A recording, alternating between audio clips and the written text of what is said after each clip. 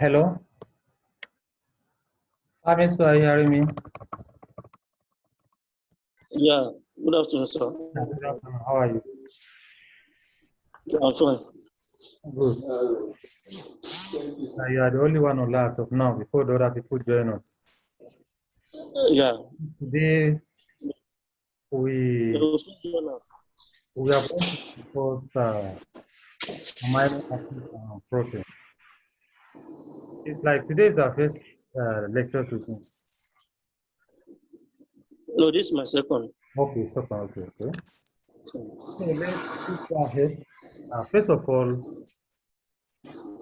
what we're supposed to know under amino acid and protein, apart from the definition, we are going to look at the classifications of amino acids, the uses, some of the properties of the color reactions of protein, amino acids, and then protein. So far, this level what we are going to discuss. Let's define protein, amino acid.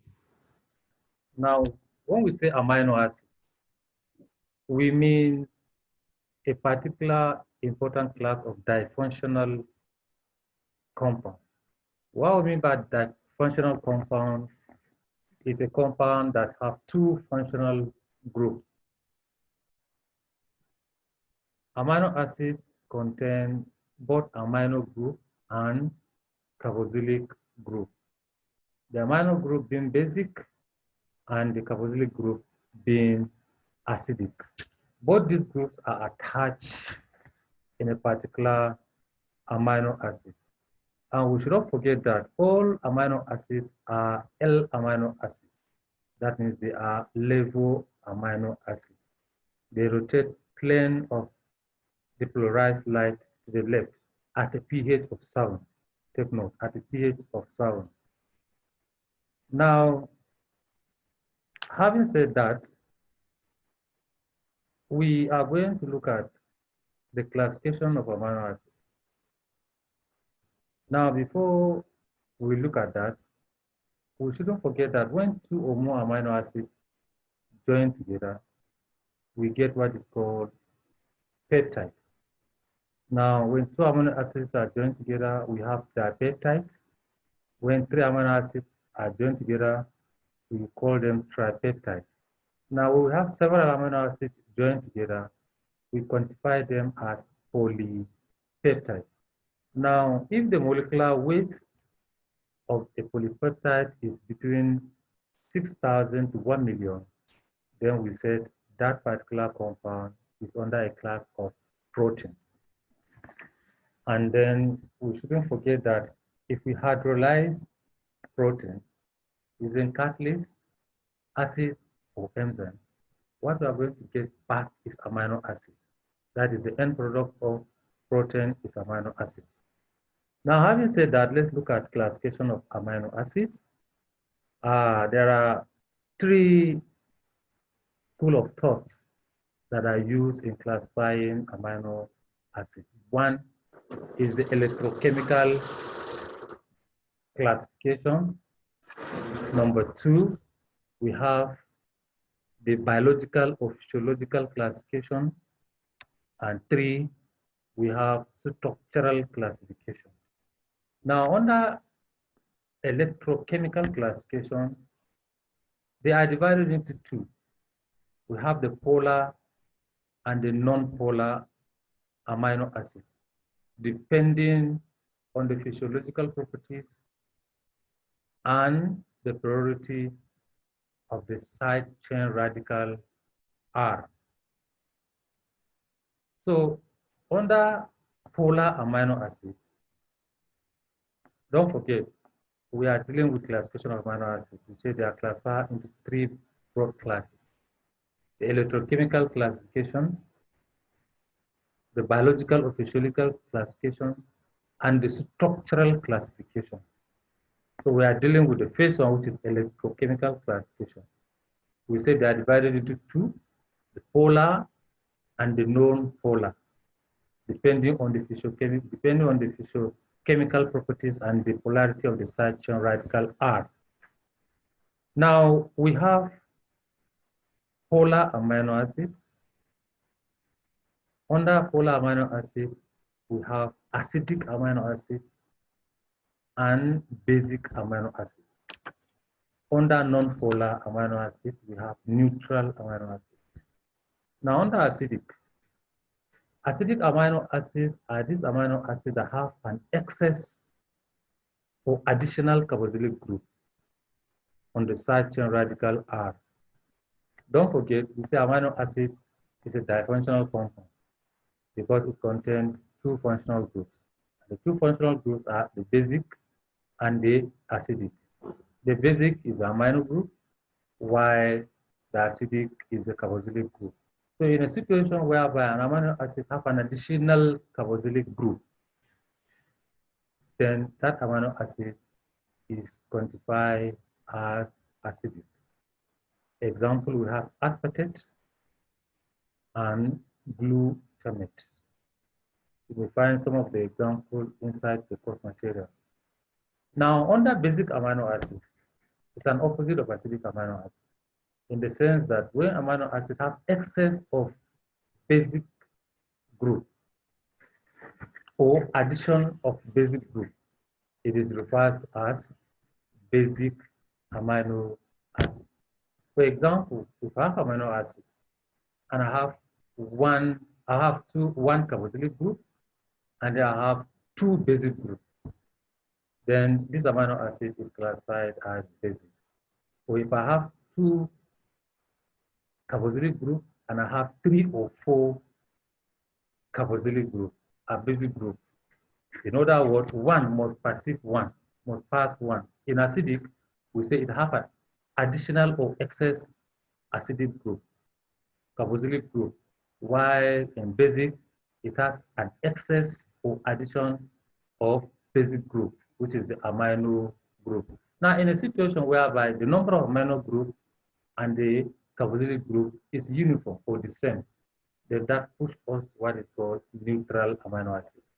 The basic group 1, acidic group 1, or basic group 2, acidic group 2. Then that is called or known as neutral amino acid. Now, before I move forward, let me revert back. We say we can classify amino acid into 2 main groups: electrochemical classification, biological or physiological classification, and structural classification. Under the first one, which is electrochemical classification, amino acids tend to be divided into 2 there, the polar and the non-polar. Now, under the polar, we have acidic and basic. Under non-polar, we have neutral. Now, for acidic amino acid, we say it carries an excess or additional carboxylic group, while basic amino acid, it carries an additional or excess basic group. Now, let's go to let's go to biological or physiological classification. Now, this classification is based on the functional priority of the amino acids to the organism.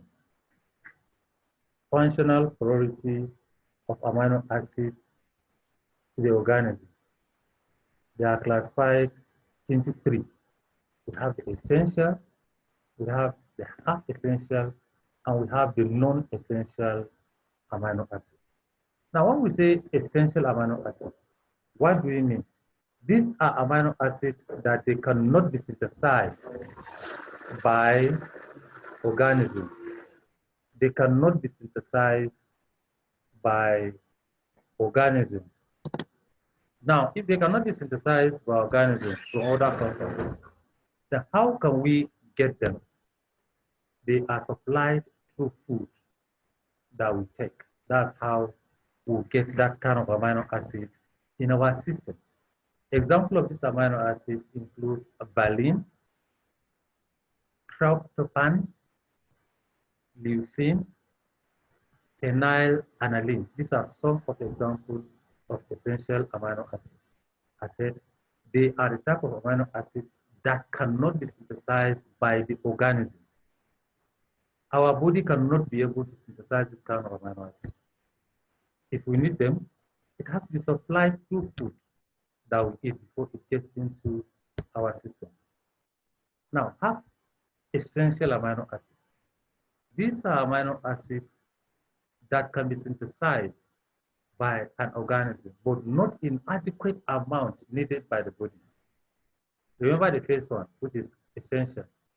Our body cannot synthesize it, but half essential. Our body, organism body can be able to synthesize it, but not enough to satisfy our needs.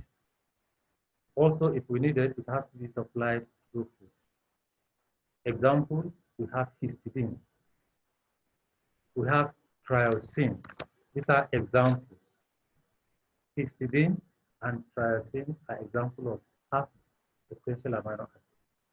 Now, non-essential amino acids. These are amino acids that can be synthesized in an adequate amount needed by the organism. Adequate amount needed by the organism. It includes serine, alanine, and the rest. Now, before we move to the second broad classification, let me revert back. We said we have three types of amino acids under physiological classification or biological classification. We have essential amino acids, we have half essential amino acids, we have non-essential amino acids. Essential amino acids are the amino acids that cannot be synthesized by an organism. So if organisms cannot be able to synthesize, how can we get them? Supplied through food to be given to the organism. That's how the amino acids can be found inside that particular organism in question. Then we said amino acids can also be half essential. What do we mean when we say half essential? Our body can be able to synthesize, or organism body can be able to synthesize, but not in the amount needed by the body. That means the supply, the synthesis is inadequate. Now, the other third classification is non-essential. These are amino acids that are synthesized by the organism in adequate amount. So we don't need it anywhere. Now, the last but not the least classification is referred as structural classification. This is based on the structural feature of the side chain radical. It's based on the structural feature of the side chain radical. If the side chain radical is acyclic or rear, these are all under structural amino acids. So when we say amino acids, under the structural amino acids, the first one we are going to look at is acyclic. Acyclic. They do not contain any ring system. When we say something is acyclic, they do not contain any ring system in the acid structure. They are also subdivided into aliphatic unsaturated and aliphatic saturated. The next is cyclic. This contains ring system. It can be heterocyclic amino acid, example histidine. It can be aromatic, example phenylalanine. The third one is rare amino acids. When we say rare amino acids, they are not easily found in nature. Example, hydroxylysine or hydroxylproline. Now, in addition to the above classification of amino acids, simple amino acids having only one amino group and carboxylic group may be classified as alpha, beta, gamma, etc. With amino acid depending on the amino group position with respect to the carboxylic group. So when we say alpha amino acids, these are amino acids that the amino group is attached at alpha carbon. These are amino acids that the amino groups are attached on the beta carbon and so forth and so on. Now, let's look at physical properties of amino acids. Most amino acids are only sparingly soluble in water. They are sparingly soluble in water. But there are some that are insoluble even in organic solvents. Example, benzene and ether. Amino acids exist as zwitterions. They exist as zwitterions, which are highly polar substances. The melting point of amino acids above 200 degrees centigrade reflects the ionic force that stabilizes the crystal lattice. Amino acids decompose instead of melting. If the heat is high, instead of amino acids to melt, to decompose and be denatured. Amino acids do not absorb visible light. In other words, they are colorless. And with the exception of aromatic acids like tryptophan, trypsin, phenylalanine, and histidine. Chemical properties of amino acids. Amino acids show both acidic and basic properties. In other words, it is referred to as amphoteric. So amino acids are called amphoteric compounds simply because today they behave as an acid, tomorrow they behave as a base. In other words, they react to base and at the same time they react with an acid. That's why we say they are amphoteric. The effect of amino acids on pH medium. Now the change of medium pH from acidic to basic affects the change on dissolved amino acids. In acidic medium, all amino acids carry positive charge.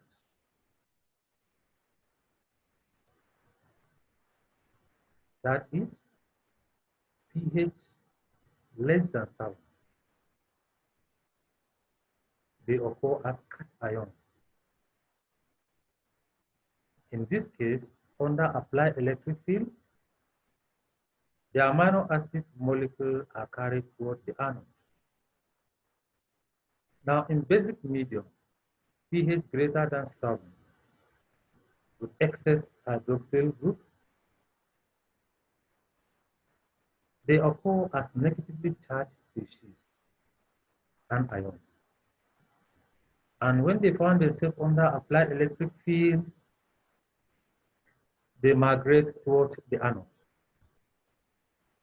Now, depending on the medium pH, amino acid can carry positive, negative, or net zero charge. Therefore, the state in which the net charge on the amino acid is equal to 0 is referred as isoelectric point. This point represents the pH at which the solubility of the amino acid is at minimum. It indicates or represents the pH at which the solubility of amino acid is minimum.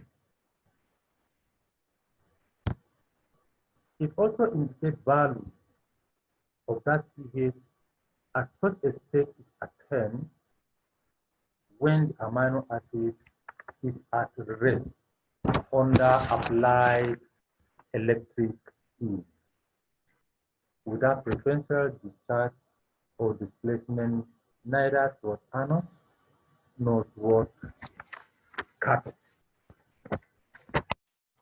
So so it's like up to now you have not been seeing your picture. Hello? Pamela, are you hearing me?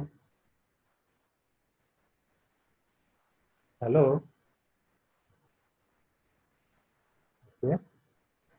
So I think for today lecture, I think we are going to pause here. We have seen or understood the definition of amino acid, what amino acids are, the relationship between amino acid and protein.